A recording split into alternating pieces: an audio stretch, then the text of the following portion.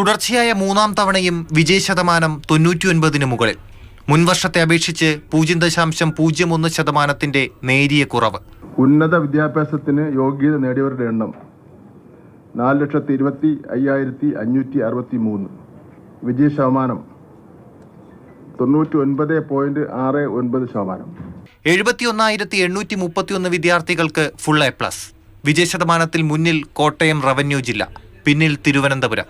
വിജയശതമാനം ഏറ്റവും കൂടിയ വിദ്യാഭ്യാസ ജില്ല പാലയാണ്, ഏറ്റവും കുറവ് ആറ്റിങ്ങലും.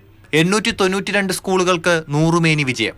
അടുത്ത വർഷം മുതൽ SSLC പരീക്ഷയിൽ ഹയർ സെക്കൻഡറിയിലേതുപോലെ പേപ്പർ മിനിമം ഏർപ്പെടുത്തുന്ന കാര്യം വിദ്യാഭ്യാസ വകുപ്പിന്റെ പരിഗണനയിലുണ്ട്.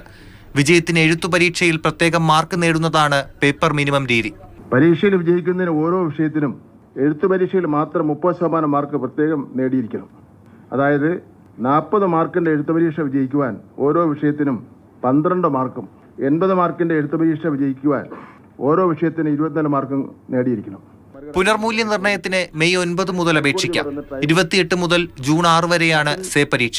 മെയ് 16 മുതൽ +1 പ്രവേശനത്തിന് അപേക്ഷിക്കാം. വിജയികൾക്കുള്ള സർട്ടിഫിക്കറ്റുകൾ ജൂൺ ആദ്യവാരം മുതൽ ലഭ്യമാകും. മാതൃഭൂമി ന്യൂസ്, തിരുവനന്തപുരം.